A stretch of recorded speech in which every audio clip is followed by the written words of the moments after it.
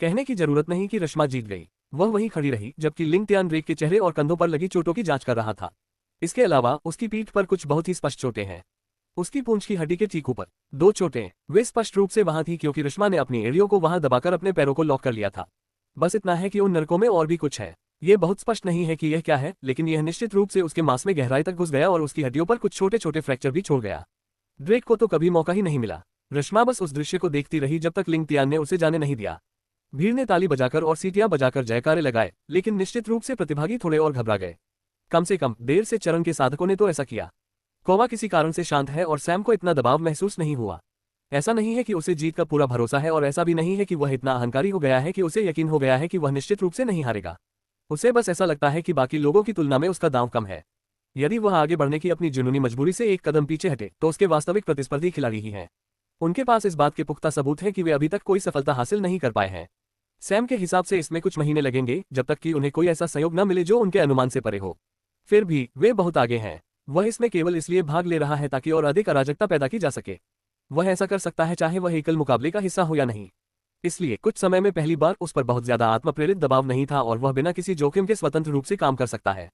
अगला कोवा बनाम शामिल। लिंग तियान ने अगली लड़ाई की घोषणा की। क्रो ने मैदान में कूदने से पहले सैम की ओर सिर हिलाया। एक साफ सफेद लबादा पहने एक युवक धीरे धीरे अपनी सीट से उठा और मैदान में दिखाई दिया। शामिल, यह एक दिलचस्प व्यक्ति है। वह अकादमी के शुद्ध जादूगरों में से एक है और वह वायु तत्व का है। वह अपनी क्षमता नियंत्रण में बहुत अच्छा है और युद्ध में बहुत बड़ा है। केवल उसकी हरकतें थोड़ी अपरंपरागत हैं। शामिल मैदान में अपने स्थान पर उपस्थित हुआ। हालांकि वह अभी भी हवा में तैर रहा है। वह कमल की मुद्रा में है और ऐसा लग रहा है कि वह हवा में बैठा है। उसने अपनी आंखें बंद कर रखी थीं। उसके लंबे बाल धीरे धीरे लहरा रहे थे, मानो वे उसकी धीमी और लयबद्ध सांसों का जवाब दे रहे हों। उसके चारों ओर बस वही कोमल आभा थी। हालांकि वह अभी भी हवा में तैर रहा है। वह कमल की मुद्रा में है और ऐसा लग रहा है कि वह हवा में बैठा है। उसने अपनी आंखें बंद कर रखी थीं। उसके लंबे बाल धीरे धीरे लहरा रहे थे, मानो वे उसकी धीमी और लयबद्ध सांसों का जवाब दे रहे हों। उसके चारों ओर बस वही कोमल आभा थी। जबकि कोवा, उसने अपनी खंजर पकड़ ली और अपनी हमेशा की तरह अंधेरे और खतरनाक आभा के साथ खड़ा हो गया।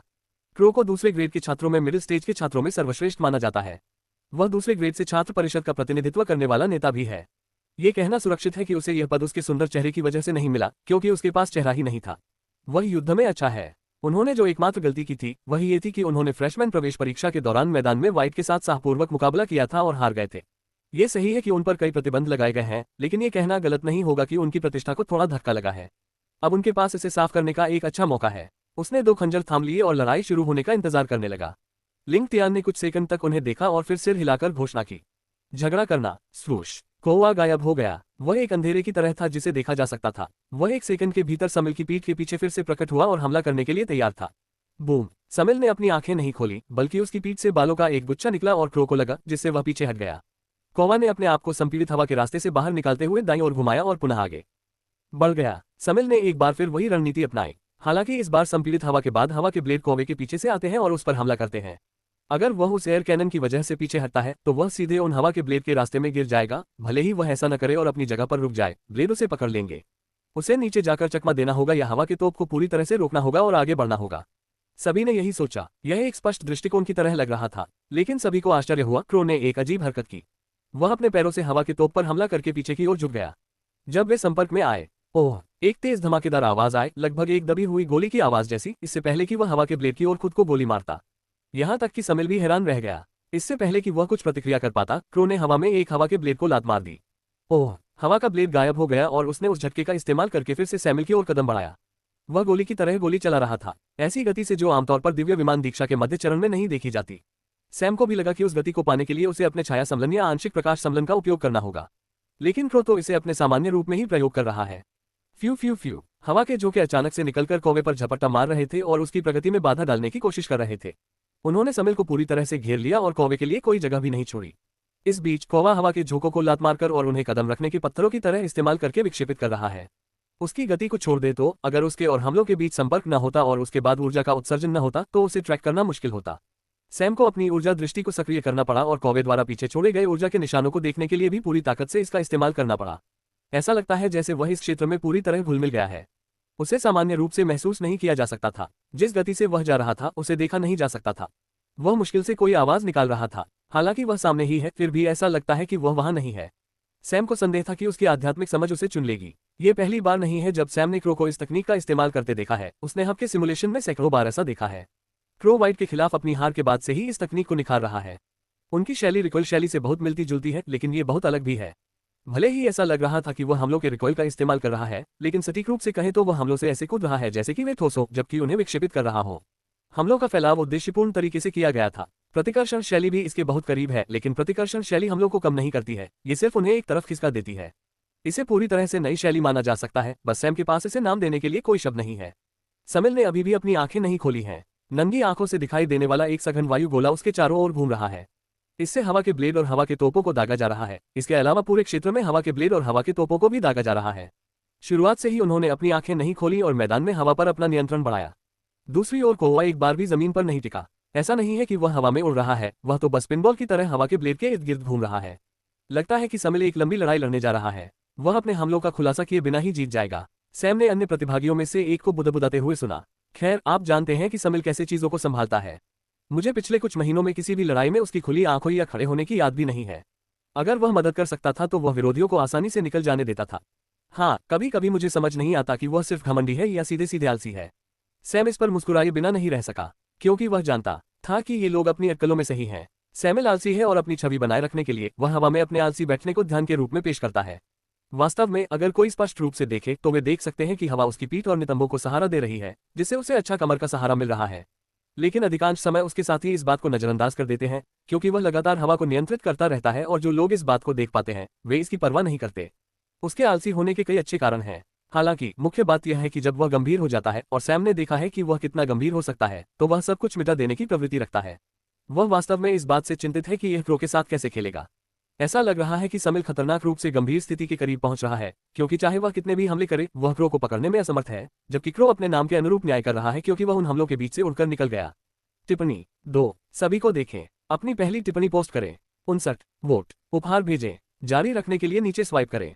क्रो शायद कभी आक्रमण नहीं कर पाता और जब भी वह आक्रमण करने की कोशिश करता तो असफल हो जाता, लेकिन हर बार सैमुअल ने अपनी ताकत का परिचय दिया। क्रो ने भी उसी कोण से दोबारा कोशिश नहीं की। हर हमले का एक अलग पैटर्न और अलग तरीका था, जिससे सैमुअल को खुद को और अधिक कोणों से बचाना पड़ा। हालांकि अगर किसी को इतनी सारी चीजों पर ध्यान केंद्रित करना है तो यह स्वाभाविक है कि वह अपना ध्यान खो दे और कम से कम एक अवसर छोड़ दे। अक्सर ऐसा होता है कि वह एक अवसर साफ और सीधा होता है। फ्यू फ्यू फ्यू, कोवा 3 अलग अलग दिशाओं से उड़ते हुए 3 पवन ब्लेड से टकराया और ऐसा लग रहा था कि वे स्वतंत्र रूप से नीचे गिर रहे हैं। उसी समय एक और पवन ब्लेड उसके ऊपर आ गया। ओह! आखिरी क्षण में कोवा ब्लेड से टकराया और वह एक बहुत ही संकरी खाई से तीर की तरह निकल गया, जिससे वह समिल को ढकने वाले पवन क्षेत्र में प्रकट हो गया। बम! उसने अपना खंजर उसमें घुसा दिया और इससे विस्फोट हुआ, जिससे हवा के क्षेत्र का प्रवाह बाधित हो गया। अंतर पैदा हो गया और कोवे का दूसरा खंजर रक्त के रंग के रूनों से चमक उठा। बूम! समिल ने एक साथ अपनी आंखें और मुंह खोला। फुफ! उन्होंने हवा का एक जेट उड़ाया जो संघनित, संपीड़ित और घूर्णनशील होकर एक घातक वायु मिसाइल बन गया। ये कोवे की छाती पर निशाना साधा गया था। ये लगभग बिंदुरित सीमा पर था, जिससे इसे चुकना लगभग असंभव था। कोवे का खंजर उस पवन मिसाइल की सतह को छूता हुआ एक संकीर्ण अंतराल से होकर समिल के कंधे तक पहुंच गया। उसी समय क्रो के शरीर पर हवा के मिसाइल का प्रहार हुआ और वह उड़ गया। हवा के ब्लेड और तोपों की असंख्य किरणें गायब हो गईं। संपर्क के कारण एक चमकदार विस्फोट हुआ और दोनों प्रतिभागी अपने मूल स्थानों से दूर चले गए। कोवा जमीन पर उतरा और उसकी हरकत रोकने के लिए अपने पैर जमीन पर गड़ा दिए। समिल उतना आगे नहीं बढ़ा, लेकिन वह पीछे जरूर हट गया। जब धूल जम गई तो क्रो ने अपने प्रतिद्वंद्वी की ओर उम्मीद भरी निगाहों से देखा। उसका खंजर वास्तव में अंदर घुसा हुआ है, लेकिन उसमें कोई खून नहीं निकला। समिल की फटी हुई शर्ट से पता चला कि उसके नीचे एक विशेष चमड़े का कवच है। खंजर उस कवच में घुसा हुआ है और त्वचा पर भी नहीं लगा। खंजर खून के रंग के रून से चमक रहा था, जो कवच के नीले रंग के रूनिक शिलालेखों से मुकाबला करता हुआ प्रतीत हो रहा था। समिल ने भौहें सिकुड़ी और क्रो की ओर देखा। क्रो की शर्ट भी पूरी तरह फट गई थी और अंदर उसकी चमकती हुई बनियान भी काफी क्षतिग्रस्त हो गई थी। वह एक विशेष रक्षा वस्तु का भी उपयोग कर रहा था। ऐसा लग रहा था कि वे दोनों तैयार हैं। सैमुअल की भौहें गहरी हो गईं। भले ही क्रो का कवच क्षतिग्रस्त हो गया हो, लेकिन यह पर्याप्त नहीं है। हमले को उसके आर पार हो जाना चाहिए था। उससे 2 स्तर नीचे के व्यक्ति को कवच को केवल आंशिक क्षति के साथ वहां नहीं खड़ा होना चाहिए था। समिल का चेहरा थोड़ा टेढ़ा हो गया। वह अब कमल की मुद्रा में नहीं था, बल्कि वही जमीन पर खड़ा था। उसके वस्त्र और बाल हवा में लहराने लगे। आसपास की रेत और मिट्टी हिलने लगी। कोवा ने जो गोला तोड़ा था वह वापस आ गया और अब वह पहले से कई गुना तेज गति से घूम रहा है। कोवा बेतहाशा मुस्कुराया और एक और खंजर निकाला। अब उसके दोनों खंजर उन रक्त रंग के रूनों से चमक रहे थे। जैसे ही वह आगे बढ़ा, उसका पूरा शरीर उसकी दिव्य ऊर्जा से उबल रहा था। एक पल में समिल ने एक बड़ा बवंडर बनाया। आसपास की धरती पूरी तरह से विकृत हो गई और मिट्टी और चट्टान के बड़े बड़े टुकड़े उस तेज गति वाले बवंडर में धूल में बदल गए। बवंडर के भीतर से एक विशाल वायु मिसाइल क्रो की ओर लक्षित होकर निकली। स्वूश! कोवा उस मिसाइल की सतह पर फिसल गया और उसे विक्षेपित कर दिया और बवंडर की ओर बढ़ गया। हर कोई इस बात से हैरान था कि कौवा हवा के बहाव का विरोध कैसे कर रहा है। ईमानदारी से कहें तो अब तक उसे टूटी पतंग जैसा महसूस होना चाहिए था। उसका शरीर उस हवा में हिलने में सक्षम नहीं होना चाहिए था। उसे अपना सारा नियंत्रण खो देना चाहिए था। लेकिन जैसे जैसे वह आगे बढ़ता गया, उसके शरीर ने हवा के प्रतिरोध को नजरअंदाज कर दिया। केवल तभी जब उसने हमलों को चकमा देने या विक्षेपित करने के लिए हवा की धाराओं की दिशा का अपने फायदे के लिए इस्तेमाल किया, उसने उन्हें खुद पर वार करने दिया। अन्यथा सब कुछ सुचारू रूप से चला। बम बम बम। समिल ने अपने हमलों को कई गुना बढ़ा दिया, लेकिन उन्हें उसके खंजरों से सीधे ब्लॉक का सामना करना पड़ा। जब भी कोई खंजर हमले को छूता, क्रो को बहुत ज्यादा बल लगता, जिससे वह लड़खड़ा जाता और कुछ नुकसान झेलता। लेकिन मिसाइलों को आसानी से डिफ्यूज और डिफ्लेक्ट किया जा सकता था, जिससे हमले ज्यादातर बेकार हो जाते थे। अब तक दोनों के बीच सिर्फ एक बार ही उचित आदान प्रदान हुआ है। बाकी सभी सिर्फ अवरोध, बचाव और चकमा दे रहे हैं। और सैम को जल्द ही दूसरा आदान प्रदान होने की उम्मीद है। वह अकेला नहीं है और वह गलत भी नहीं है। दूसरी बातचीत भी हुई। खंजरों से खून का रंग कौवे के पूरे शरीर पर फैल गया और अचानक ऐसा लगा कि वह हिल भी नहीं रहा है। एक पल वह हवा में था और अगले ही पल वह गोले से बस कुछ फीट की दूरी पर था। स्वूश। उसने हवा से आती मिसाइल पर खंजर फेंका। खंजर मिसाइल पर लगा, उसकी दिशा बदल गई और वह हवा में घूम गया और परवलय की तरह घूमने लगा, फिर ऊपर से नीचे गिरने लगा। क्रो के हाथ में एक और खंजर दिखाई दिया जब वह आगे बढ़ा। वह हवा की मिसाइलों, ब्लेडों और हवाई तोपों से होकर गुजरा। वह बवंडर को भेदता हुआ आगे बढ़ा और गोले को देख पाया। अपने दो खंजरों से उसने भाले को सीधा नीचे की ओर मारा। बूम। लाल रंग की आभा और शिलालेख भाले में फैलने लगे और फट गए। समिल, जो एक शुद्ध जादूगर है, वह अपने शरीर पर बल नहीं ले पाया। खंजर की किरणों ने उसके शरीर पर कहर बरपाया और उसकी शर्ट पूरी तरह से गायब हो गई। जिस कवच पर उसने भरोसा किया था, उसने अचानक एक अजीब व्यवहार प्रदर्शित किया। रून काम करना बंद कर दिया क्योंकि उस पर रक्त के रंग की ऊर्जा रेखाएं दिखाई देने लगी। स्वूश स्वूश। क्रो ने अपने दोनों खंजर उस पर फेंके जो उसकी छाती और पेट पर लगे। फिर उसने खंजर को पकड़ लिया जो अभी भी हवा में घूम रहा था, और फिर वह सीधे समिल की छाती में जा घुसा। बूम। वार विस्फोटक ऊर्जा के साथ हुआ, लेकिन सैमुअल को भेदने के लिए जितनी ऊर्जा की आवश्यकता थी, वह उसकी भुजाओं की मांसपेशियों को फाड़ने के लिए पर्याप्त थी। क्रो के हमले से ही उसकी भुजाओं से खून बहने लगा और सैमुअल ने जवाब में खून उगल दिया। हवाएं थम गईं और वे दोनों जमीन पर गिर पड़े। कौवा भारी सांस लेते हुए खड़ा हो गया। हालांकि यह पहले चरणों में नहीं दिखा, लेकिन उसने चकमा देने में बहुत अधिक प्रयास किया और सारी थकान बढ़ गई। बस उसे कवच को निष्क्रिय करके अपना काम करने के लिए पहले खंजर की आवश्यकता थी। इसके बाद उन्होंने अपनी अधिकांश ऊर्जा का उपयोग रक्षा पंक्ति को तोड़ने में किया। दो खंजरों से कुछ हल्के हमले किए जो ध्यान भटकाने के लिए काफी थे, और अंत में उन्होंने निर्णायक प्रहार करने के लिए अंतिम हमला किया। गोले को तोड़ने से लेकर अंतिम प्रहार करने में 1 सेकंड से भी कम समय लगा। दर्शकों को यह समझने में कुछ समय लगा कि असल में क्या हुआ था, लेकिन चाहे जो भी कीमत हो, वह राउंड जीतने में कामयाब रहे। लिंग तियान ने आगे आकर जीत की घोषणा की। क्रो जल्दी से वापस स्टैंड पर आया और एक विशेष अमृत लिया। अपनी जीत का आनंद लेने के लिए भी उन्हें समय नहीं मिला, क्योंकि वह अपनी ऊर्जा पुनः प्राप्त करने की कोशिश कर रहे थे। सैम काफी प्रभावित हुआ। उसने पहले भी क्रो को हब में अभ्यास करते देखा है, उसे वास्तविक जीवन में देखना कहीं बेहतर है। दूसरी ओर सैमुअल, ये केवल इतना ही कहा जा सकता है कि उसने अपनी क्षमताओं के साथ खुद को बहुत सीमित कर लिया है। उसके हमले हवा के ब्लेड, तोपों और मिसाइलों के साथ बहुत ही एक आयामी है। वह बचाव के लिए संघनित हवा का उपयोग करता है। उसका नियंत्रण त्रुटिहीन है, लेकिन चूंकि उसका संविधान केवल एक शुद्ध जादूगर का है, इसलिए उसने बहुत अधिक आंदोलन पर ध्यान केंद्रित नहीं किया और बहुत अधिक रक्षात्मक तरीके से विकसित हुआ।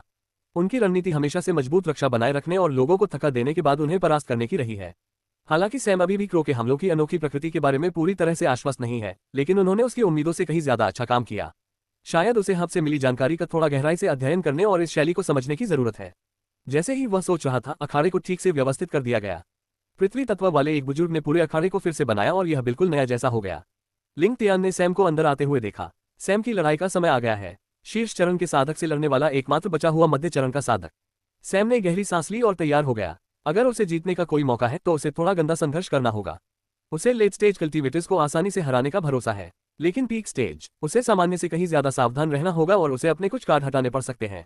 अगली लड़ाई। सैम बनाम मारून। सैम ने उस महिला की तरफ देखा जिसने पूरी तरह से मैरून रंग की ड्रेस पहनी हुई थी। वह मैदान में चली गई और सैम ने भी उसके पीछे जाने से पहले एक गहरी सांस ली।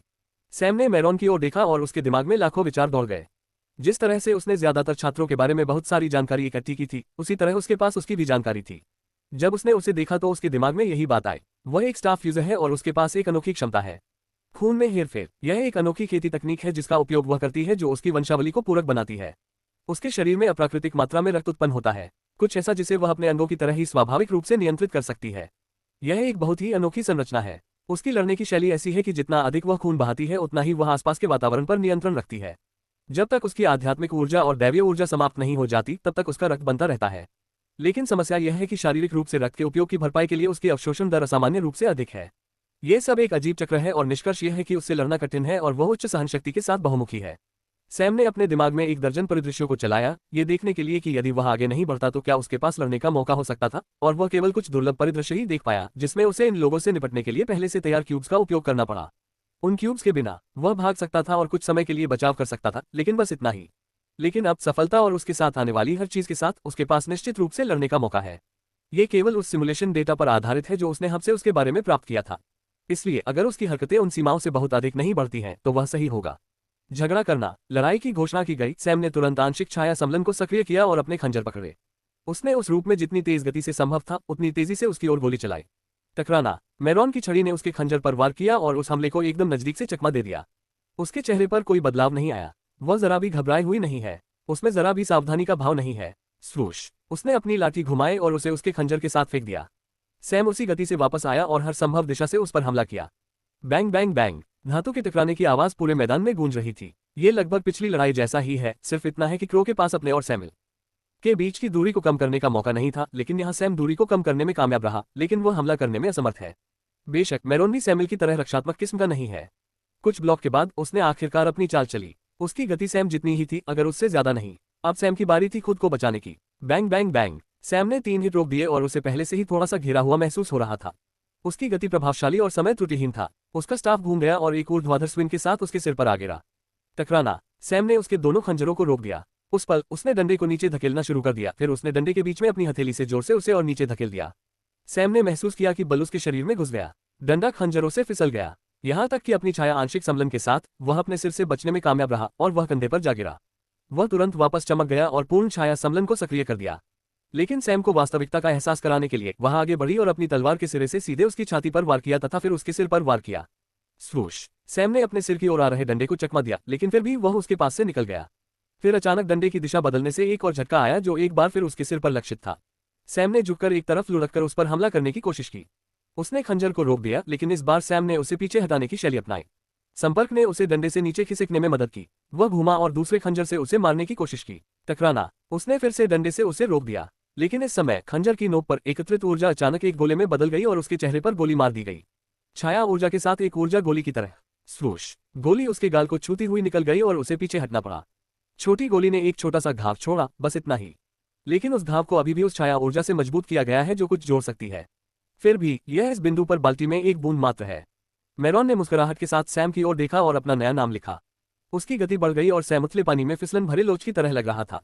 उसकी हरकतें पूरी तरह से अपरंपरागत हैं और वह अपनी पूरी गति से चलने की कोशिश कर रहा है। हर झटके से सैम का दिल कांप उठता था और सैम को उस फ्यूजन फॉर्म में भी पसीना आता हुआ महसूस हो रहा था।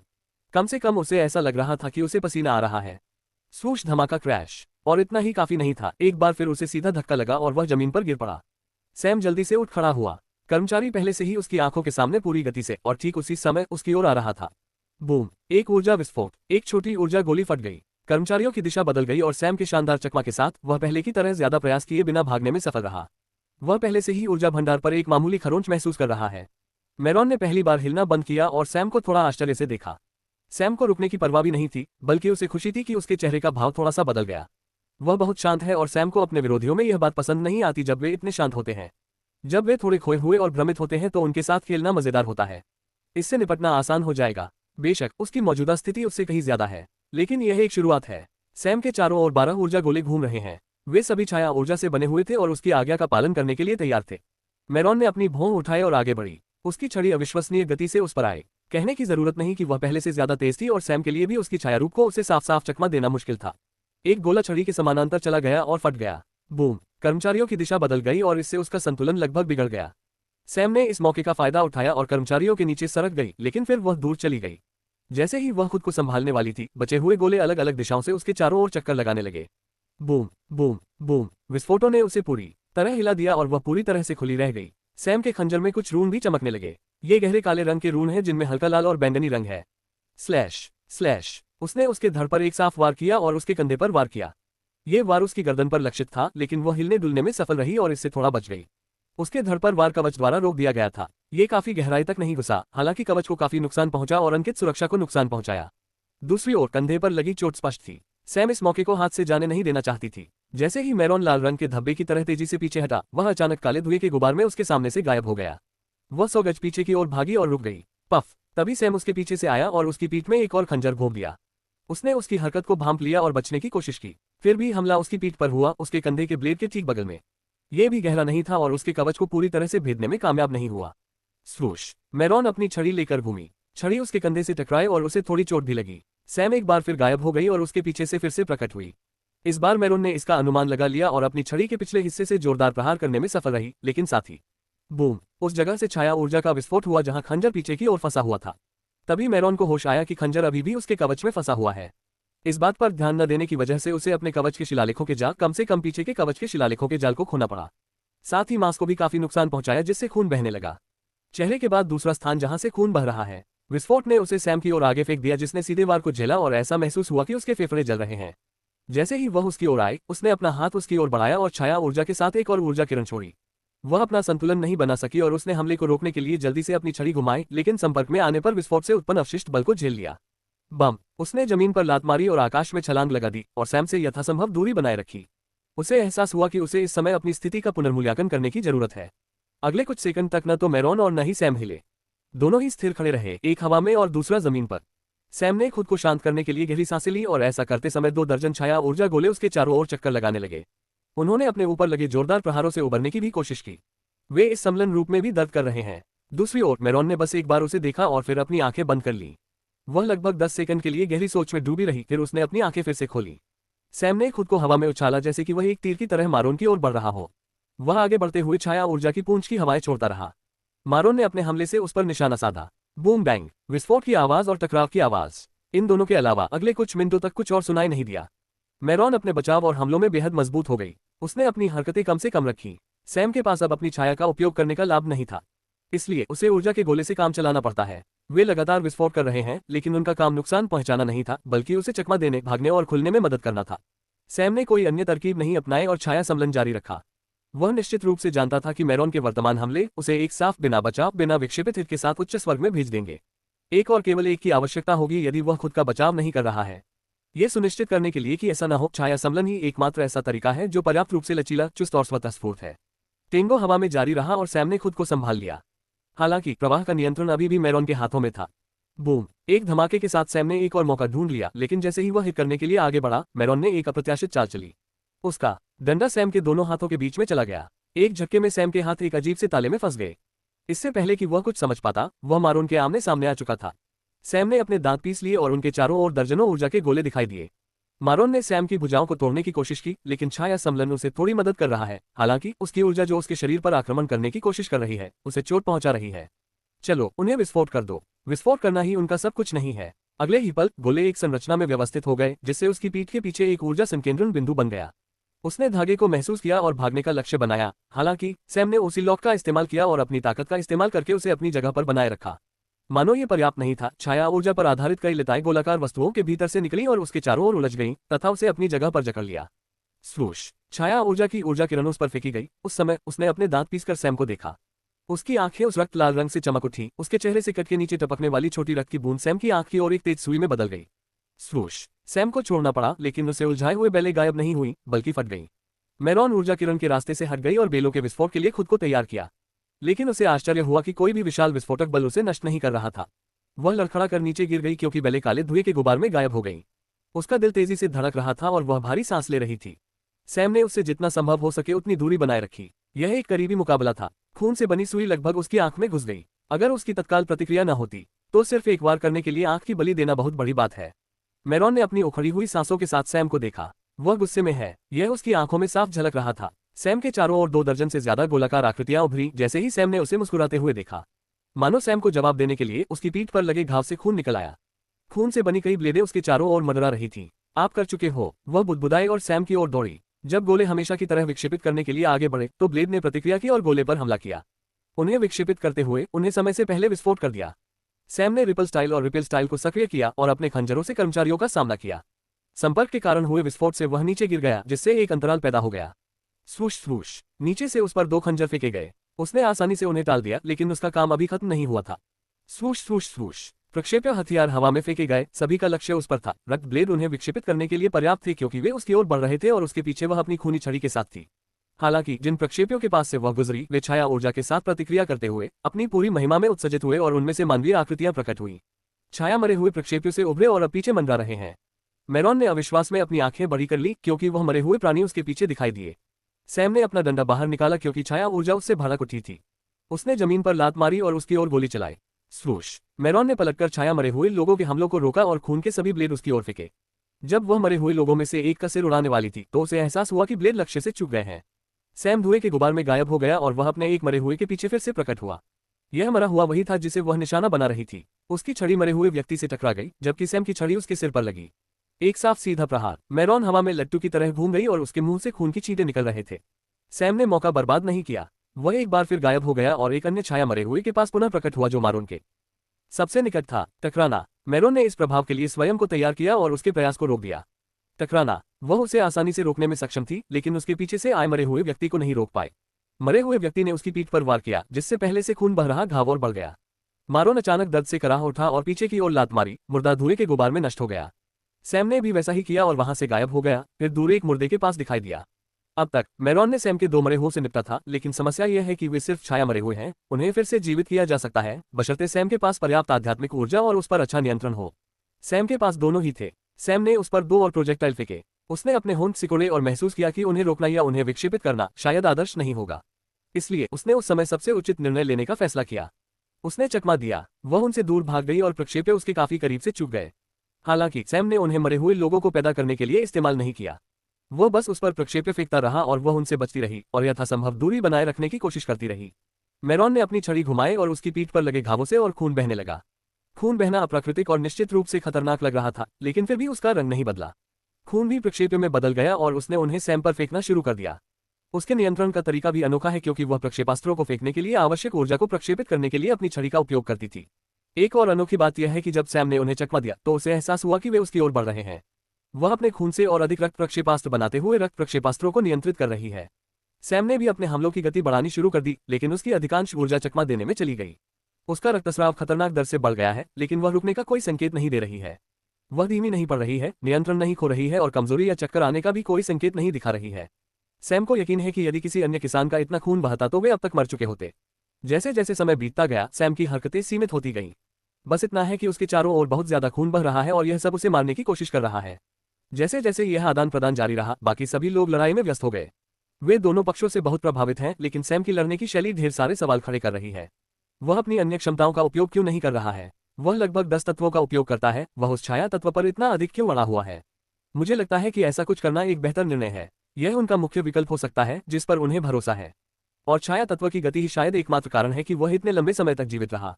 वह वायु तत्व के साथ भी ऐसा नहीं कर सकता। आप शायद सही हो लेकिन उसे कम से कम अपने समर्थन के लिए अन्य तत्वों का उपयोग करना चाहिए था। भले ही मेरॉन का रक्त हेरफेर खतरनाक और बहुमुखी है, मेरा मानना है कि वह अपने पृथ्वी तत्व को यहाँ और वहाँ थोड़ा मिलाकर लाभ उठा सकता है। ये बहुत मददगार होगा। और तुम्हें क्या पता, क्या तुमने पहले भी 10 तत्वों का इस्तेमाल किया है? इस तरह की चर्चाएं गैलरी में हर जगह हो रही हैं और लोग इस लड़ाई को लेकर अपनी राय व्यक्त कर रहे हैं। लेकिन वे सभी इसका आनंद ले रहे हैं और अधिक की चाहत रखते हैं। हालांकि सैम की पसंद के तत्व ने कई लोगों को हैरान कर दिया लेकिन कुछ ने इसे समझा भी। मेरॉन को अपने दुश्मनों के खिलाफ अपनी जबरदस्त ताकत के लिए नहीं जाना जाता है। वह हमेशा युद्ध के मैदान पर जबरदस्त नियंत्रण के साथ जीतती थी। दोनों कर्मचारियों की बहुमुखी प्रतिभा और उसके रक्त हेरफेर ने उसे जीत हासिल करने के लिए युद्ध के मैदान को यथासंभव नियंत्रित करने की कोशिश की। उसके कौशल के बारे में जानने वाले सभी लोगों को उससे ऐसी ही रणनीति की उम्मीद थी और ऐसा ही हुआ। उसने अपने कर्मचारियों के साथ सैम की ताकत का आकलन करने की कोशिश की और संभवतः अपनी क्षमताओं के उपयोग के साथ प्रगति करना चाहती थी। ये काम कर गया होता, लेकिन इस बार ही उसे अपने प्रतिद्वंद्वी से सामना करना पड़ा। सैम उससे भी ज्यादा नियंत्रण करने वाला है और उसे पता था कि उसे कभी भी इसे नहीं छोड़ना चाहिए। उसने छाया तत्व को ठीक इसी वजह से चुना। जब किसी मजबूत प्रतिद्वंद्वी का सामना करना हो तो गति ही सबसे बढ़िया विकल्प है। छाया तत्व की बहुमुखी प्रतिभा ने उसके लिए युद्ध के मैदान में संतुलन बनाए रखना आसान बना दिया। उन्होंने मेरॉन के सभी सिमुलेशन देखे जिससे उन्हें पता चला कि अब तक उसके पास अपने प्रतिद्वंद्वियों की चालों पर पूर्ण नियंत्रण होगा, लेकिन सैम अभी भी एक फिसलन भरी लोच की तरह है। युद्ध के मैदान पर अभी उसका नियंत्रण नहीं था और वह अकेली थी जिसे अधिक चोटें लगी थी। अब वह नियंत्रण वापस लेने और सैम को जीतने की पूरी कोशिश कर रही है। कम से कम उसे स्थिति में कुछ सुधार तो नजर आया। दूसरी ओर सैम दबाव महसूस कर रहा है। उसे लग रहा था कि उसकी ऊर्जा धीरे धीरे खत्म हो रही है। हालांकि अगले ही पल यह उसकी सबसे छोटी चिंता बन गई क्योंकि उसे पहले से ही कुछ होने वाला था। जब वह जल्दी जल्दी खूनी प्रोजेक्टाइल से बच रहा था और अपने प्रोजेक्टाइल फेंक रहा था तो उसने देखा कि कुछ खूनी प्रोजेक्टाइल बिना कुछ किए इधर उधर मंडरा रहे थे, यहाँ तक कि जब वह उनके पास से गुजरा भी। इससे उसने बाकी प्रोजेक्टाइल पर ध्यान दिया और कुछ महसूस किया। उसके दिमाग में एक स्मृति कौन थी? मुझे यकीन नहीं हो रहा कि मुझे इतनी देर से इसका एहसास हुआ। अच्छी बात यह है कि मेरे दिमाग में पहले से ही इसका जवाब है। उसने मन ही मन सोचा, लेकिन इससे पहले कि वह ये विचार पूरा कर पाता, अचानक मोरॉन चमकने लगा, साथ ही हवा में मंडरा रहे सभी रक्त प्रक्षेप्य भी। उनमें से ऊर्जा के धागे निकले और एक दूसरे से जुड़ गए, अंततः एक संरचना का निर्माण हुआ। सैम जो आगे बढ़ रहा था, अचानक उस संरचना द्वारा फैलाए गए जाल में फंस गया और उसके बीच में घसीट लिया गया। मेरॉन का स्टाफ किसी भी चीज से ज्यादा चमक रहा है क्योंकि उसके शरीर से ज्यादा खून बह रहा है। सिर्फ चोटों से ही नहीं बल्कि उसके रोमछिद्रों से भी। सारा खून अखाड़े में घूम रहा था क्योंकि वह सैम के इर्द गिर्द जमा हो रहा था। इससे एक ऐसा गोला निर्मित हुआ जो अत्यधिक गति से घूम रहा था। सैम को लगा कि उसका फ्यूजन रूप डगमगा रहा है, वह आसपास की आध्यात्मिक ऊर्जा से बाहर हो गया है। रक्त की गति बढ़ गई क्योंकि यह उसकी त्वचा में घुसने की कोशिश कर रहा था। सैम घबराया नहीं, उसने ये हरकत बहुत बार देखी है। उसने छाया सम्मेलन को रद्द कर दिया और उसकी पिशाच रक्तरेखा सक्रिय हो गई। अब तक कोई भी उसे नहीं देख सकता था और उसकी आभा भी मेरॉन के खून से पूरी तरह दब गई थी। उसने उसके खून को जितना हो सके उतना तेजी से अपने ऊपर गिरने दिया। यह उसके शरीर में घुस गया, लेकिन उसे चोट पहुंचाने के बजाय ये वहीं रुक गया। सैम चाहता तो इसे अवशोषित कर सकता था और अपनी ऊर्जा में बदल सकता था, लेकिन उसने उस हिस्से के लिए अपना हाथ रोक लिया, अन्यथा ये बहुत अधिक ध्यान देने योग्य होता। उसी समय उन्होंने धीरे धीरे आंशिक जल सम्मेलन को सक्रिय किया। एक पिशाच के रूप में उनके पास रक्त पर कुछ नियंत्रण है। ये निश्चित रूप से इसके साथ प्रक्षेप्य बनाने के लिए पर्याप्त नहीं है, लेकिन यह उनके जल तत्व के साथ संयोजन करने के लिए पर्याप्त है। सामान्य मामलों में रक्त में लगभग 55% प्लाज्मा होता है, जिसमें से 90% पानी होता है। इसलिए सामान्य रक्त 50% पानी से बना होता है।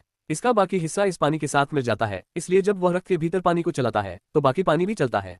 आंशिक सम्मेलन के साथ वह स्वयं को उस रक्त के साथ भी सम्मिलित कर रहा है जो अब उसके पिशाच शरीर में प्रवेश करने का प्रयास कर रहा है। मेरॉन सैम को कुचलने के लिए तैयार हो गई, लेकिन अगले ही पल उसे लगा कि उसके और खून के बीच का संबंध ढीला पड़ गया है। उसे एहसास हुआ कि उसका उस पर पूरा नियंत्रण नहीं है। इससे पहले कि वह कुछ समझ पाती, उसने रक्त क्षेत्र पर अंदर से भारी दबाव महसूस किया। बूम! रक्त के साथ मिश्रित रक्त रंग का पानी गोले से बाहर निकला। इस सब के बीच में सैम अपने अजीब रूप में खड़ा था, जो जलतत्व सम्मेलन और पिशाच रूप का एक सम्मेलन है। उसकी हाइड्रा रक्तरेखा उत्तेजित हो गई और उसके चारों ओर पानी और रक्त के मिश्रण ने 9 विशाल हाइड्रा सिरों का रूप ले लिया। सैम ने छलांग लगाए और 9 सिर उसके कर्मचारियों के साथ मेरॉन की ओर भागे। मेरॉन ने दांत पीसकर अपनी लाठी घुमाई, उसके शरीर से खून बह निकला। उसका शरीर खून के रंग में बदलने लगा। ये फ्यूजन फॉर्म से बहुत मिलता जुलता है। खून बहकर बाहर आया और कई घूमती मिसाइलों में बदल गया और सैम के हमले से टकराने के लिए आगे बढ़ा। बूम! खून और पानी मिलकर पूरे मैदान में फैल गया। इस अफरा तफरी के बीच सैम और मेरॉन ने अपनी अपनी लाठियों से हमला किया। उस समय मेरॉन, जिसे हमेशा से ही बढ़त हासिल थी, ने अचानक महसूस किया कि उसकी पीठ से कुछ खींचा जा रहा है। उसके बाद आह! वह पूरी ताकत से चिल्लाई। मेरॉन की चीख पूरे मैदान में गूंज उठी। उसकी आवाज में पीड़ा और दर्द साफ झलक रहा था। यह इतनी भावनाओं से भरा हुआ था कि सैम का ठंडा दिल भी इसे सुनकर कांप उठा। लेकिन वह इस तथ्य से अच्छी तरह वाकिफ था कि यह सब उसी की वजह से हुआ था, इसलिए उसने इसे नजरअंदाज कर दिया। मेरॉन जमीन पर गिर पड़ा। बम! सैम का डंडा उसके सिर पर गिरा और वह उड़ गई। अब तक अखाड़े में लाल रंग का पानी भर चुका था और उसमें खून की बदबू आ रही थी। वह उस बदबूदार और खूनी पानी के बीच में गिर गई। मेरॉन दर्द से कांपने लगा और उठने की कोशिश करने लगा। सैम एक पल के लिए अपनी जगह पर खड़ा रहा। वह जोर जोर से सांस ले रहा था, मानो कोई मोटा बूढ़ा आदमी मैराथन दौड़ रहा हो। उस जोरदार सन्नाटे में उसकी सांसें और उबकाइयां सुनी जा सकती थीं। फ्यूजन फॉर्म रद्द हो गया और वैम्पायर फॉर्म भी। वह वहीं खड़ी रही और चक्कर आने की वजह से खुद को गिरने से बचाने में मुश्किल से कामयाब रही। उस हमले के लिए उसे बहुत ज्यादा ऊर्जा खर्च करनी पड़ी। इस क्षण तक सिर्फ जिंदा रहने के लिए उसकी ऊर्जा खपत के अलावा ये कहना सुरक्षित है कि उसने अपनी बहुत ज्यादा ऊर्जा इस पर खर्च कर दी। मौजूदा स्थिति के हल होने के बाद अपने स्टाफ के सहारे खड़ी हुई मेरॉन की नसें फूल रही थीं। उसने कुछ कहने की कोशिश की, लेकिन दर्द बहुत ज्यादा था और उसे लग रहा था कि उसका शरीर उसके विचारों पर ठीक से प्रतिक्रिया नहीं दे रहा है। यहाँ तक कि खड़े होने में भी उसे बहुत ऊर्जा खर्च करनी पड़ रही थी और उसे बहुत दर्द सहना पड़ रहा था। कारण क्या है? यह अभिशाप और जहर है। जैसे ही मेरॉन को अपना प्रतिद्वंद्वी चुना गया, सैम को पहले से ही पता था कि क्या करना है। वह जानता था कि छाया तत्व प्रकाश और अंतरिक्ष के अलावा एकमात्र ऐसी चीज है जो उसके साथ रह सकती है। बाद के 2 बहुत अधिक ऊर्जा की मांग करते हैं और वह जानता था कि उसके साथ यह एक लंबी लड़ाई होगी, इसलिए उसने एक निर्णय लिया। उसने पहले भी शाप से भरे खंजरों का प्रयोग किया था। ये शाप हाइड्रा जहर और कुछ अन्य दर्द पैदा करने वाले जहरों के साथ संयुक्त थे जिन्हें सैम ने बनाया था। ये शाप थोड़ा देर से पनपने वाला है। सैम नहीं चाहता था कि मेरॉन को तुरंत इसका असर महसूस हो। शक्ति में अंतर के कारण सैम कोई जोखिम नहीं लेना चाहता था। उन्होंने अनुमान लगाया कि यहाँ के अधिकांश छात्र मारक और अभिशाप विरोधी उपकरणों के साथ तैयार हैं, जो कम से कम उनकी मदद कर सकते हैं, जो कुछ भी वह बना सकता है उसे कम करने में। इसलिए उन्होंने इसे थोड़ा धीमा बनाया और ये तब काम करता है जब प्रतिद्वंद्वी अपनी सबसे कमजोर और विचलित स्थिति में होता है। मेरॉन ने उस आखिरी हमले में बहुत सारी ऊर्जा लगाई। उसका ध्यान पूरी तरह से उस बड़ी मात्रा में खून को नियंत्रित करने पर था। शापों को सक्रिय करने का ये सही समय था। तब तक शाप और जहर उसके पूरे शरीर में फैल गया और उन्होंने किसी भी चीज से ज्यादा उसकी रीढ़ को प्रभावित किया। वह बेहोश हो गई और अब संघर्ष कर रही है, लेकिन सैम पहले से ही देख सकता था कि अभिशाप और जहर धीरे धीरे दबाए जा रहे हैं। सैम को खंजरों में डाले जाने वाले अभिशाप पर निर्णय लेते समय थोड़ा पीछे हटना पड़ा। वह उन्हें बहुत शक्तिशाली नहीं बना सकता। नियमों के अनुसार उन्हें अस्वीकार किया जा सकता था और उसे अयोग्य घोषित किया जा सकता था। इसलिए ये थोड़ा पीछे हट गया और वह जितना चाहता था उससे कहीं ज्यादा औसत दर्जे का था। यही एकमात्र कारण है कि वह इतना प्रतिरोध करने में सफल रही। सैम धीरे धीरे उसकी ओर चला गया। जब मैरोन को अंततः पर्याप्त नियंत्रण प्राप्त हुआ और वह अपनी छड़ी चलाने के लिए कुछ ऊर्जा जुटाने वाली थी, बम, उसने अपना हाथ उठाया, उसकी बंदूक सामने आई और उसने उसकी छाती में गोली मार दी। छप छप, वह एक बार फिर खून से सने पानी के कुंड में गिर गया। सैम जीता। लिंग तियान ने अंततः अपनी जीत की घोषणा की। स्वूश, हॉबिंजर प्रकट हुआ और सैम को ले गया। बैठते ही उसने लिंग तियान पर एक औषधि फेंकी, विष और अभिशाप का प्रतिकारक। लिंग तियान ने उसे पकड़ लिया और सिर हिलाया। अखाड़े से पानी हटा दिया गया और लिंग तियान ने प्राथमिक उपचार दिया। उसने उसे मारक दवा पिलाई और गोली निकाल दी। उसने बाकी काम चिकित्सकों को करने दिया। आखिरकार उसे अभी भी टूर्नामेंट में भाग लेना है। भीड़ शांत रही। वे अभी भी इस बात से हैरान हैं कि सैम ने कैसे जीत हासिल की। ये लड़ाई लंबी, रणनीतिक थी और सबसे बढ़कर जिस कमजोर पक्ष के बारे में किसी ने नहीं सोचा था कि वह जीतेगा, वह जीत गया। सौंदर्य की दृष्टि से भी ये लड़ाई देखने में बहुत अच्छी थी, जिसमें सभी जगह चमकदार प्रोजेक्टाइल उड़ रहे थे। सैम के लिए ताली बजाते ही मैदान में जय जयकार गूंज उठी। इस बीच अखाड़ा सामान्य हो गया और लिंग तियान ने अगली लड़ाई की घोषणा कर दी। पीक स्टेज के दूसरे ग्रेडर थोड़े घबराए हुए हैं। यह एक बात है कि क्रो ने पीक स्टेज के दूसरे ग्रेडर से जीत छीनने में कामयाबी हासिल की। उसे खुद एक वाइल्ड कार्ड माना जाता है, लेकिन सैम उससे भी ज्यादा वाइल्ड कार्ड लग रहा था। उनकी जीत शायद उतनी जबरदस्त न हो, क्रो की तुलना में उनका संघर्ष ज्यादा है, लेकिन फिर भी वे एक बेदाग जीत हासिल करने में कामयाब रहे। उनके दिमाग में वे सोच रहे थे कि शायद मारोन ने कब गलती की होगी और कोई गलती की होगी जिससे सैम को जीत मिल गई होगी, लेकिन वे किसी के बारे में नहीं सोच पाए। उनके दिमाग में उसके कौशल के बारे में, उनके ज्ञान के आधार पर उसने वह सब कुछ किया जो वह कर सकती थी, लेकिन सैम फिर भी जीत गया। जिसका मतलब है कि यह क्रो की तुलना में बहुत साफ और अधिक शक्तिशाली जीत है। इससे उन पर दबाव बढ़ गया। अगर मिडिल स्टेज के बच्चे इतना नुकसान कर सकते हैं तो लेट स्टेज वालों का क्या होगा? क्या उनके पास उन्हें हराने के लिए ज्यादा मौके नहीं होंगे? ये दबाव उन पर बहुत ज्यादा बढ़ गया। शायद इसी वजह से अगली लड़ाई में शीर्ष स्तर के दूसरे ग्रेडर ने आसानी से आगे बढ़ने के बारे में सोचा भी नहीं था। शुरू से ही उसने अपनी तलवार निकाली और अपना अंतिम कदम उठाया। यह तुरंत और निर्णायक है। प्रतिद्वंद्वी को यह सोचने का मौका भी नहीं मिला कि क्या हो रहा है। वह तुरंत कुचला गया और घड़ी कुछ ही सेकंड में खत्म हो गई। इसे देखते हुए शीर्ष स्तर के दूसरी कक्षा के बाकी छात्रों ने भी निर्णय लिया कि यही रास्ता है। क्रो और सैम की वजह से लेट कल्टीवेटर्स को लड़ने का मौका भी नहीं मिल रहा है। अगले 4 मैच ऐसे ही चले। 7 मुकाबलों का समापन हुआ, जिसमें 5 पीक स्टेज जीत और 2 फर्स्ट ग्रेडर जीत शामिल थी। हालांकि 8वें मैच ने पासा पलट दिया। यहां तक कि जब शिखर चरण के दूसरे दर्जे के साधक ने अपना अंतिम कदम उठाया तो दूसरा पक्ष खुद को बचाने में कामयाब रहा। और एक बार जब वह अपने हथियार को चलाने लायक स्थिति में बच गया तो शिखर चरण साधक पराजित और थका हुआ दिखाई दिया। ये वास्तव में अपेक्षाकृत आसान जीत थी, सिवाय उस क्षति के जिसे उच्च स्तरीय दवाओं से शीघ्र ही ठीक किया जा सकता है। अगले 2 स्थान एक बार फिर शीर्ष स्तर के द्वितीय श्रेणी के विद्यार्थियों ने प्राप्त किए। अगला पुरस्कार अंतिम चरण के लिए था तथा शेष सभी पुरस्कार शीर्ष चरण के द्वितीय श्रेणी के छात्रों के लिए थे। इसका मतलब यह है कि शिखर चरण से 11 विजेता थे, अंतिम चरण से 2 तथा मध्य चरण से 2 विजेता थे। 15 लोग जो अगले दौर में चले गए। अखाड़े के गठन का उपयोग करके मतदान किया गया। दर्शकों ने मतदान किया। सभी वर्षों के रिकॉर्ड को तोड़ते हुए 2 मध्य चरण के साधकों द्वारा जीती गई 2 लड़ाइयों को अब तक की सर्वश्रेष्ठ लड़ाइयों के रूप में माना गया। सैम मुश्किल से 10 वोटों से जीता। क्रो दूसरे स्थान पर रहा। सैम ने राहत की सांस ली। हालांकि वह जल्दी ठीक हो गया, लेकिन उसे यह ब्रेक वाकई पसंद आया। इससे उसे अपने अगले प्रतिद्वंद्वियों को बेहतर तरीके से समझने में मदद मिली। सैम तीसरे दौर में पहुंच गया है, लेकिन बाकी मैच होने चाहिए। दूसरे राउंड में पहला मैच रश्मा और दूसरे पीक स्टेज कल्टीवेटर के बीच है। रश्मा की जीत एक बार फिर से बेदाग रही। वास्तव में उनके पहले राउंड की लड़ाई और दूसरे राउंड की लड़ाई में प्रयास के मामले में कोई अंतर नहीं है। शीर्ष स्तर के इस प्रतिद्वंद्वी के पास मध्य स्तर के प्रतिद्वंद्वी के बराबर ही मौके थे। ये लगभग हास्यास्पद है। दूसरी लड़ाई कोवा और एक लेट स्टेज कल्टीवेटर के बीच है। सामान्य मामले में इसे भाग्यशाली माना जा सकता है, लेकिन ये लेट स्टेज वाला लड़का औसत पीक स्टेज वाले लड़के जितना ही मजबूत है, अगर औसत से ऊपर नहीं है। कोवा जी जान से लड़ा और जीत गया। सैम बहुत प्रभावित है। उसे कहना होगा कि उसने व्हाइट के साथ लड़ाई के कारण अपनी असली ताकत को कम करके आंका, जो कि सैम आमतौर पर नहीं करता है। यह एक अच्छी चेतावनी है ताकि यह सुनिश्चित किया जा सके कि वह ऐसा दोबारा न दोहराए। बाकी लड़ाइयां जारी रहीं। वे सभी चरम अवस्था के साधक थे। नहीं, अंतिम अवस्था के साधक ही जीत पाए। इसके साथ ही सैम का ब्रेक खत्म हो गया। अब केवल 8 सदस्य बचे हैं। एक और जीत और वह शीर्ष 4 में आ जाएगा। वह एकल मुकाबले में गैम्बलर अकादमी के प्रतिनिधि के रूप में अपनी स्थिति सुनिश्चित कर सकता है। उसे इस टूर्नामेंट से बस इतना ही चाहिए। तीसरे राउंड के लिए रश्मा पुनः लड़ने वाली पहली खिलाड़ी है। एक बार फिर बिना अधिक प्रयास के उसने अगले प्रतिद्वंद्वी को परास्त कर दिया। तीसरे राउंड में रश्मा ने बिना ज्यादा प्रयास के अपनी लड़ाई जीत ली और प्रतिद्वंदी को फिर से परास्त कर दिया। क्रो ने इसके बाद एक बार फिर से कड़ी मेहनत की और तीसरे राउंड की लड़ाई जीत ली। लेकिन जैसे ही लड़ाई खत्म हुई, वह खड़ा भी नहीं हो सका। वह अपने प्रतिद्वंद्वी से सिर्फ 3 सेकंड ज्यादा खड़ा हो पाया। तभी वह गिर पड़ा। लिंग तियान को उसे प्रतिभागी क्षेत्र तक ले जाना पड़ा। सैम ने स्वेच्छा से प्राथमिक उपचार दिया और उसे बहुत जल्दी वापस ले आया। हालांकि वह स्थिर नहीं रह सकता था और बहुत देर तक इंतजार नहीं कर सकता था, क्योंकि अगली लड़ाई उसकी थी। सैम ने अपने प्रतिद्वंद्वी की ओर देखा। एक और शीर्ष चरण साधक। हालांकि इस व्यक्ति के पास मैरोन जैसी अनोखी क्षमताएं नहीं थी और उसकी ताकत सीधी सादी थी। वह एक तलवारबाज है, एक शुद्ध तलवारबाज जो तलवार चलाता है। उनका शरीर छोटा और दुबला पतला है। एक नजर में कोई भी कभी नहीं सोच सकता कि वह मजबूत है, अगर आभा के लिए नहीं। वह आपके लगातार आगंतुकों में से एक है। दूसरे ग्रेड के छात्रों के बीच हब में उसका आना सबसे ज्यादा था। वह उन कुछ लोगों में से एक है जिन्होंने हब से बहुत सुधार किया है। अकादमी की सामान्य रैंकिंग के आधार पर यह लड़का वास्तव में प्रतियोगिता या टूर्नामेंट के लिए उपयुक्त नहीं है। वह मध्य में अच्छी रैंक पर था और उसके पास अच्छा कौशल था, लेकिन हब के बाद वह अपने कौशल को अधिकतम करने में कामयाब रहा और बहुत जल्दी रैंकिंग में ऊपर चढ़ गया। अब वह टूर्नामेंट में है और उसने पहले 2 राउंड जीते हैं।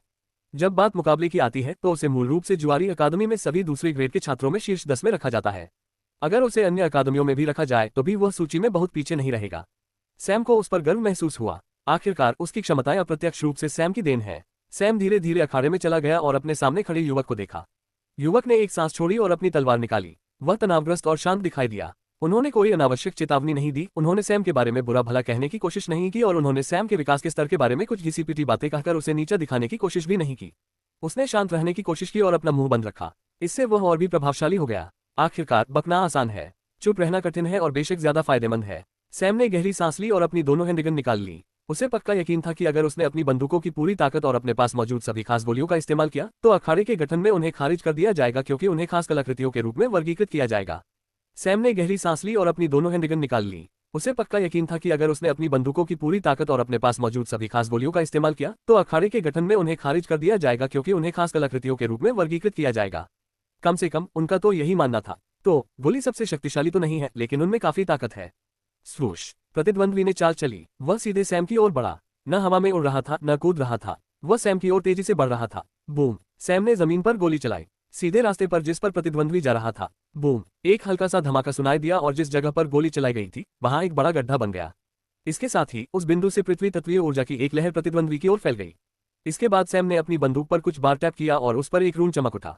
उसी समय प्रतिद्वंद्वी ने जमीन पर उठ रही लहरों को महसूस किया और उछलकर सैम की ओर छलांग लगाकर उसे खत्म करने की कोशिश की। अचानक उसे कुछ और महसूस हुआ। 2 छोटे छोटे प्रोजेक्टाइल, हथियार माने जाने लायक भी नहीं, सैम की गोलियां उसकी ओर आ रही थीं। वह अपनी तलवार घुमाने ही वाला था कि अचानक बीच में ही रुक गया, क्योंकि गोलियां उस रास्ते पर चल रही थी जिस रास्ते पर उसकी भुजा तलवार के साथ साथ आगे बढ़ने वाली थी। बूम! दोनों एक ही समय में स्वर्णिम ज्वालाओं के साथ फूट पड़े। प्रतिद्वंद्वी ने प्रभाव को सहन किया और एक तरफ हट गया। बूम! जमीन से एक और धमाका हुआ, लेकिन इस बार गुरुत्वाकर्षण ने अजीब तरह से प्रतिक्रिया की। वह खुद को गिरता हुआ महसूस नहीं कर सका और इसके बजाय उसे ऊपर की ओर धकेल दिया गया। एक पल के लिए उसे बहुत हल्का महसूस हुआ। शाम के 4 बजे। Boom boom! 2 और गोलियां उसके रास्ते में फट गईं, इससे पहले कि वह पूरी तरह से उसमें घुसता।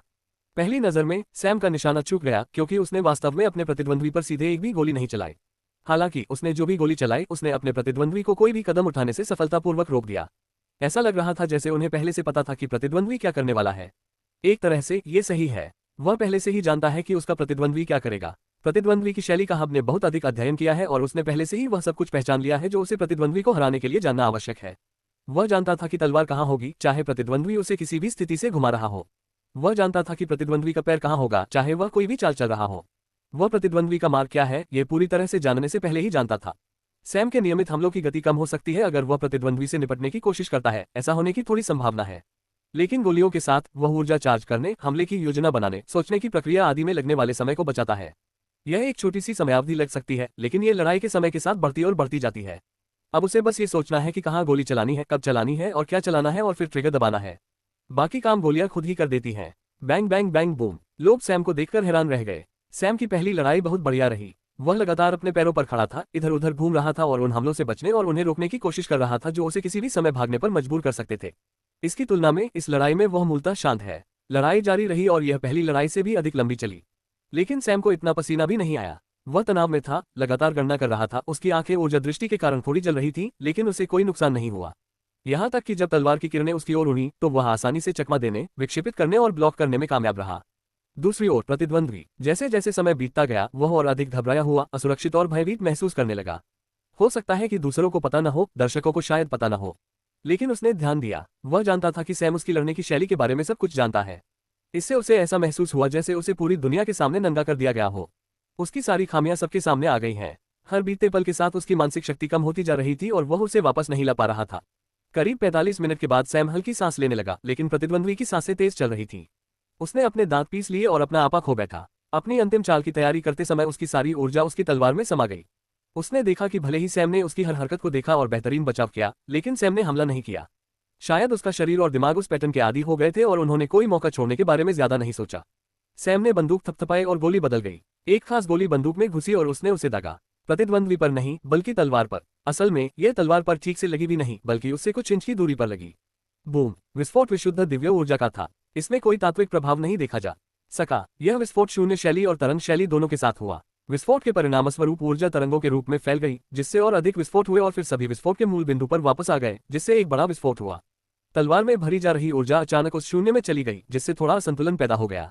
बस यही उसकी जरूरत थी। बूम! ऊर्जा की प्रतिक्रिया ने प्रतिद्वंद्वी को भी प्रभावित किया। विस्फोट का असर उसके हाथों पर पड़ा, फिर उसकी छाती और सिर पर। उसने हथियार गिरा दिया और बेहोश होकर गिर पड़ा। सैम वॉन लिंग तियान ने अपने शैतान को परवाह नहीं लहजे में घोषणा की। उसने प्रतिद्वंद्वी को रोका, उसे दूर ले गया और प्राथमिक उपचार दिया। बाकी मुकाबले जारी रहे और सैम दर्शक बना रहा। सेमीफाइनल अब शुरू होगा। सैम बनाम रश्मा, लिंग तियान ने घोषणा की। सैम ने अपना हाथ उठाया और कहा, मैं हार मानता हूं। लिंग तियान ने कंधे उचका दिए और रश्मा ने उसे उत्सुकता भरी निगाहों से देखा। अगली लड़ाई क्रो और चेतन नामक एक अन्य व्यक्ति के बीच है। वह व्यक्ति एक शुद्ध मार्शल कलाकार है। वह हथियारों का उपयोग भी नहीं करता और एक शुद्ध योद्धा है जो चरम अवस्था की साधना में है। कोआ पीछे नहीं हटा और लड़ने चला गया। वह 10 मिनट तक खुद को संभालने में कामयाब रहा, उसके बाद उसे पीट दिया गया। अंतिम मैच राशा और चेतन के बीच है, लेकिन उससे पहले लिंग तियान ने कुछ मैच आयोजित करने का फैसला किया है। सेमीफाइनल में हारने वालों के बीच मैच, जो सैम और क्रो के बीच होगा, तीसरे और चौथे स्थान पर फैसला करने के लिए। साथ ही क्वार्टर फाइनल के हारने वालों के बीच कुछ मैच पांचवें स्थान पर फैसला करने के लिए।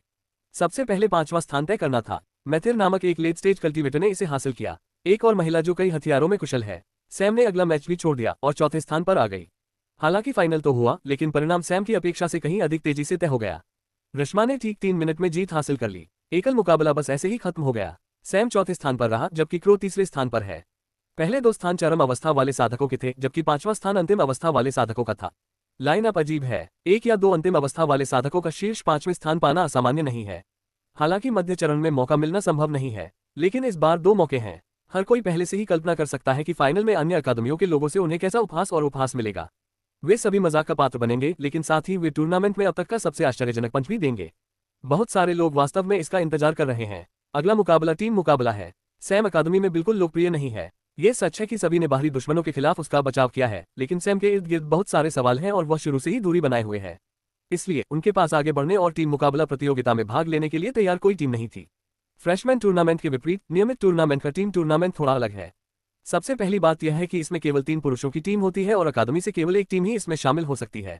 ये हमेशा एक रूप या दूसरे रूप की लड़ाई रॉयल होगी। सभी टीमों को यादृच्छिक स्थानों पर एक ही स्थान पर फेंक दिया जाएगा और यह वही होगा। जो भी टीम अंत तक टिकी रहेगी वह जीत जाएगी। कुछ अन्य सहायक पुरस्कार भी हैं। एकल मुकाबले की तुलना में नियम भी बहुत अधिक उदार हैं। घात, संरचना, जाल, जहर, टीम बनाना, विश्वासघात, यह एक संपूर्ण पैकेज होगा। सैम को यह बात बहुत पसंद आई, लेकिन उसके पास कोई टीम नहीं है और उसका यह भी इरादा नहीं है कि वह लोगों के बीच जाकर उनसे कहे कि वे उसे टीम के सदस्य के रूप में स्वीकार करें। वह सिर्फ दर्शक बनकर ही खुश था। जब प्रतियोगिता शुरू हुई तो सैम को बहुत आश्चर्य हुआ। सोलो मुकाबले में भाग लेने वालों की संख्या की तुलना में टीमों की संख्या बहुत अधिक थी। सोलो कॉम्बैट में केवल 30 उम्मीदवार थे, लेकिन सिर्फ दूसरे ग्रेड में कुल मिलाकर 84 टीमें हैं। ये सभी 3 पुरुष वाली टीमें हैं। इससे भी ज्यादा दिलचस्प बात यह है कि सोलो कॉम्बैट के पहले 3 स्थान हैं। रश्मा, चेतन और क्रो ने मिलकर एक टीम बनाई और भाग लिया। प्रतियोगिता पुराने दिन तक जारी रही। कई स्क्रीन लगाई गई ताकि लोग क्षेत्र के सभी कोनों को देख सके और अपनी पसंद के प्रतियोगियों को देख सके। प्रतियोगिता के दौरान सैम की नजर 2 टीमों पर थी। एक टीम जिसमें एकल मुकाबले के पहले 3 विजेता थे, दूसरी टीम में 3 लोग थे जो वास्तव में दूसरे दर्जे की रैंकिंग की सूची में बीच में थे। इन तीनों लोगों में व्यक्तिगत कौशल के मामले में कुछ भी विशेष नहीं है। वे एकल मुकाबले में पहले राउंड में ही हार जाते, लेकिन जब वे तीनों एक साथ आए तो उनमें अनोखी ताकत थी। उनकी चाल, सोच और विचार सभी एक दूसरे से मेल खाते थे। वे वाकई बहुत अच्छे हैं। सैम को लगा कि उनके पास जीतने का एक बड़ा मौका है, लेकिन अंत में रश्मा ने उन्हें पूरी तरह से हरा दिया। उसने तीनों को बुरी तरह से हराया और उनके जाल में से निकल गई।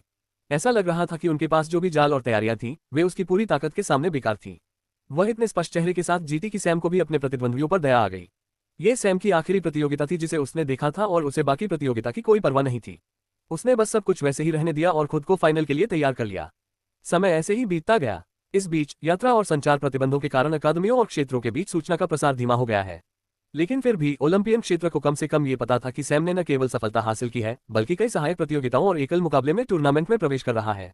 इससे कई लोगों को निराशा का अनुभव हुआ। ये घटना फाइनल शुरू होने से कुछ दिन पहले घटी, इसलिए अधिकांश अकादमियां अधिक जानकारी जुटाने के लिए समय नहीं निकाल सकी, लेकिन ओलंपियन क्षेत्र के अधिकांश लोगों में इस बारे में नकारात्मक भावना थी। आखिरकार ओलंपियन क्षेत्र में होने वाले सभी बड़े संघर्षों में सैम का नाम किसी न किसी तरह जांच में सामने आया।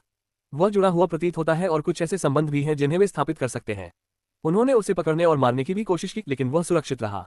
अब जब वह टूर्नामेंट में प्रवेश कर रहा है, वह भी अकेले ही, तो कई लोगों, खासकर डीन के दिमाग में अलग अलग विचार आए। यह उनके लिए एक बढ़िया अवसर की तरह लग रहा था। सैम से बिना किसी हस्तक्षेप और बिना किसी प्रत्यक्ष परिणाम के निपटने का अवसर। जब ये खबर ज़्यूस अकादमी में फैली तो हेरोन और ब्लडी चैरियट पहले से ही फाइनल में जाने वाले छात्रों की सूची को अंतिम रूप दे रहे थे। ये बच्चा सैम, अब वह क्या योजना बना रहा है? हेरोन ने बड़बड़ाया। खूनी रथ ने उसकी ओर देखा और पूछा, क्रिस्टोस ने मुझे बताया कि तुम ही हो जिसने उसे सैम की जांच करने के लिए कहा था। पहले तो मैंने ज्यादा नहीं सोचा, लेकिन डीन का पद संभालने और मुझे जो जानकारी मिली उसके बाद अब मैं इसे समझ गया हूँ। वह आदमी सचमुच इस सब के पीछे का मास्टरमाइंड हो सकता है। वह हो सकता है। तो तुम्हें क्या लगता है कि अब वह क्या योजना बना रहा है? मुझे नहीं पता, लेकिन यह अच्छा नहीं होगा। वह जानता था कि उसकी पीठ पर एक बड़ा निशाना है, न केवल ओलंपियन अकादमियों से बल्कि अन्य अकादमियों से भी। वास्तव में वे हमसे ज्यादा उसकी इच्छा कर सकते हैं। अभी ओलंपियन अकादमियों ने बहुत कुछ खो दिया है, जनशक्ति, संसाधन, छात्र, प्रतिष्ठा। हम केवल तभी उबर सकते हैं जब हम कुछ बड़ा हासिल करें और अभी सबसे बड़ी चीज को केंद्र में रखें। सैम ही एकमात्र संभव कड़ी है जिसका उपयोग हम तक पहुंचने के लिए कर सकते हैं।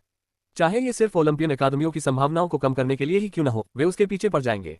वे या तो उसे नियंत्रित करने की कोशिश करेंगे या उसे पूरी तरह से नष्ट कर देंगे, और इससे और अधिक अराजकता ही पैदा होगी। तो आपको लगता है कि वह ऐसा सिर्फ अराजकता पैदा करने के लिए कर रहा है? ये संभावना से भी अधिक है। जब वे चर्चा कर रहे थे तभी दरवाजे पर दस्तक दिए बिना ही कोई आया। यह एक जाना पहचाना चेहरा है, या यूं कहें कि एक जाना पहचाना मुखौटा है। ऐसा लगता है कि मैं बहुत ज्यादा फिसल रहा हूँ। एक प्रथम श्रेणी का बदमाश डीन के कार्यालय का भी सम्मान नहीं करता और ऐसे घुस आया है जैसे कि वह उसका घर हो। ब्लडी चैरियट ने बहुत शांति से ये शब्द कहे, लेकिन व्हाइट जो अभी अभी अंदर आया था वहां अकड़ गया। उसे तुरंत पसीना आने लगा। ब्लडी चैरियट की आभा व्हाइट पर दबाव डाल रही थी, जिससे वह बिना किसी प्रतिरोध के फर्श पर लेट जाना चाहता था। वह इतनी भावना से भरा हुआ आया था कि वह बुनियादी शिष्टाचार भूल गया था। हालांकि ये सबक सीखने में ज्यादा समय भी नहीं लगा। मैं हूं, मुझे तुम्हारी माफी नहीं चाहिए, लेकिन इस तरह से घुसने के लिए तुम्हारे पास कोई बहुत बढ़िया कारण होना चाहिए, अन्यथा अपने अहंकार के अनुरूप सजा की उम्मीद करो। खूनी रथ बोला। बगुला चुप रहा, जैसे वह वहां है ही नहीं, क्योंकि वह अभी भी सक्रिय डीन नहीं है। थेरॉन के चले जाने के बाद डीन हेरोन को समझ में आ गया कि खुद को दोषमुक्त करने का कोई रास्ता नहीं है। उसे बस इंतजार करना होगा। इसलिए बूढ़ी चैरियट ने डीन का पद बरकरार रखा, लेकिन ज्यादातर काम हेरोन से करवाया। लेकिन छात्रों के सामने हेरोन ने डीन के अधिकार में बोलने या कार्य करने से इनकार कर दिया। सर, मैं दूसरी कक्षा में प्रवेश करने का प्रयास करने जा रहा हूँ। मेरा लक्ष्य हमारे अकादमी सदस्यों के फाइनल में पहुंचने से पहले ऐसा करना है, इसलिए मैं सोलो कॉम्बैट में भाग लेने की अनुमति चाहता हूँ। ब्लडी चैरियट ने अपने हाथ से दस्तावेज गिरा दिया और मुस्कुराहट के साथ व्हाइट की ओर देखा। उसने उसे एक बार देखा और कहा, आप वास्तव में सफलता के कगार पर हैं, लेकिन मुझे नहीं लगता कि आप कुछ ही दिनों में सफलता प्राप्त कर लेंगे। कम से कम बाहरी सहायता के बिना तो नहीं। और अगर आप बाहरी सहायता का उपयोग करने जा रहे हैं तो मैं केवल इतना कह सकता हूं कि यह उचित नहीं है। अकादमी के होनहार छात्रों में से एक के रूप में आपकी सुरक्षा और विकास भी मेरी चिंता है। इसलिए मैं आपको ये निर्णय न लेने के लिए थोड़ा सा भी मजबूर करने का प्रयास करूंगा। और इन सब बातों को एक तरफ रखते हुए भी मैं आपको सोलो कॉम्बैट टूर्नामेंट में प्रवेश करने की अनुमति नहीं दे सकता। मैं समझता हूं कि यह कठिन क्यों होगा सर, इसलिए मैं खुद को साबित करूंगा। मैं भाग लेने का अपना अधिकार अर्जित करूंगा। मैं बस खुद को साबित करने का एक अवसर चाहता हूं। खुद को साबित करना। आपको क्या लगता है कि आप खुद को किस तरह साबित कर सकते हैं? हमारी अकादमी के सभी प्रतिभागी शीर्ष स्तर के छात्र हैं, सिवाय एक के। वह लड़का अंतिम चरण में है और सफलता के कगार पर है। आपके विपरीत उसके पास फाइनल से पहले सफलता प्राप्त करने का वास्तविक मौका है। और आपने कहा कि बस एक मौका। ऐसा लगता है कि आपको सब कुछ बहुत आसानी से मिल जाता है, क्योंकि आप मौके के महत्व को भी नहीं समझ पाते। मैं चाहता हूं कि तुम अब चले जाओ। जब तक मैं तुमसे मिलने की मांग न करूं तब तक मेरे सामने मत आना। ब्लडी चैरियट ने अपनी आवाज भी नहीं उठाई और व्हाइट को बाहर भेज दिया। दिन बीतते गए। व्हाइट आगे नहीं बढ़ पाया, लेकिन दुनिया आगे बढ़ गई और अब नॉर्थ क्षेत्र में जाने का समय आ गया। नॉर्थ क्षेत्र, आमतौर पर चहल पहल से भरा रहने वाला ये शहर खामोश है। भले ही यहाँ आम लोग न हो और सिर्फ छात्र हो, लेकिन एक क्षेत्र में इनकी संख्या हजारों में है।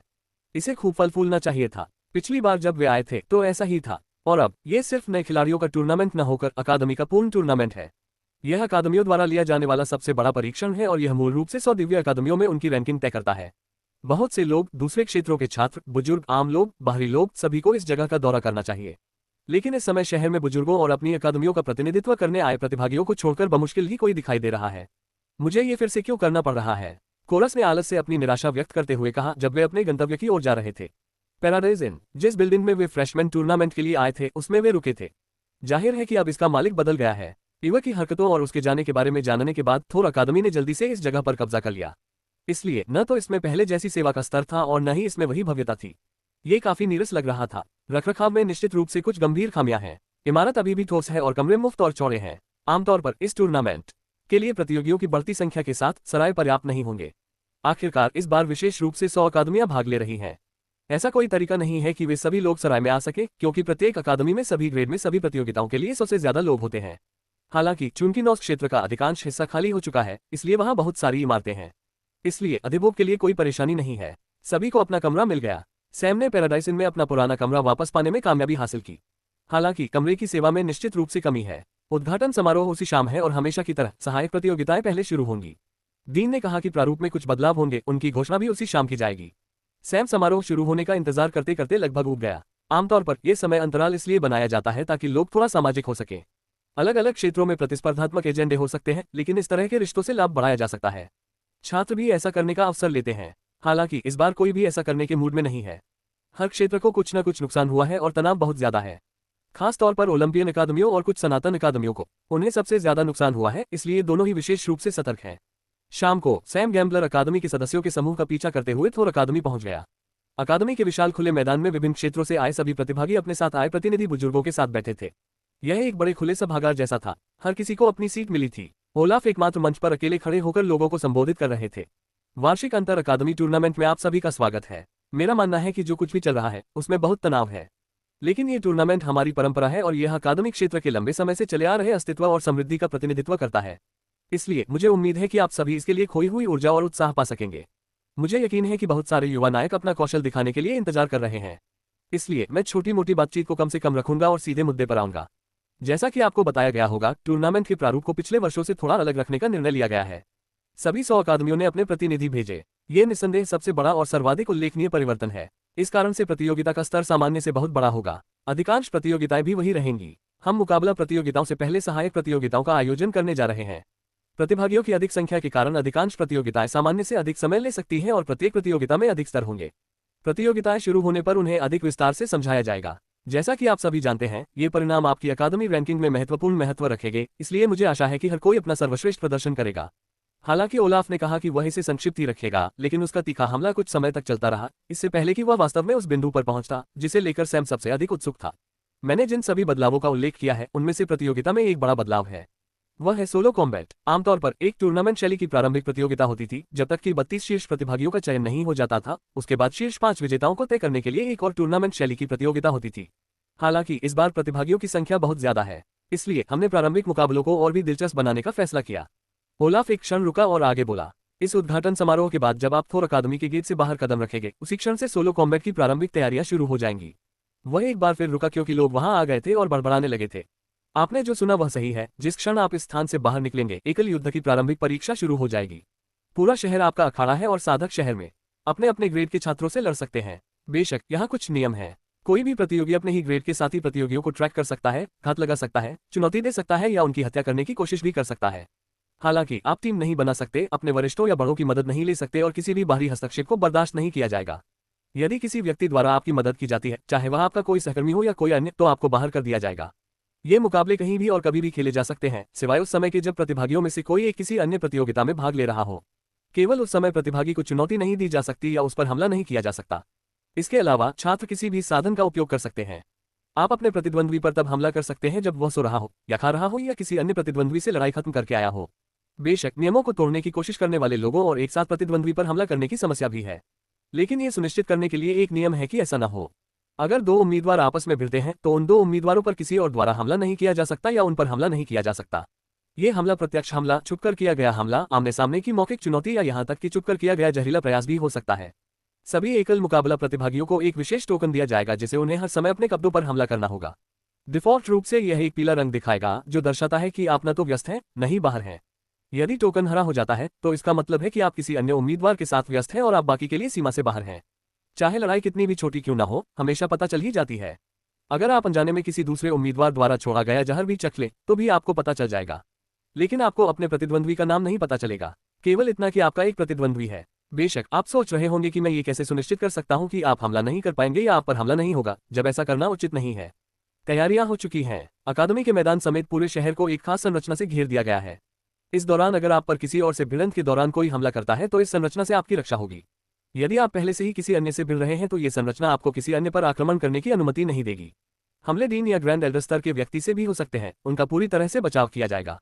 अब आते हैं उन्मूलन मानदंड पर। यह वास्तव में बहुत सरल है। मृत्यु और प्रत्यक्ष आत्मसमर्पण, ये 2 ही मानदंड हैं।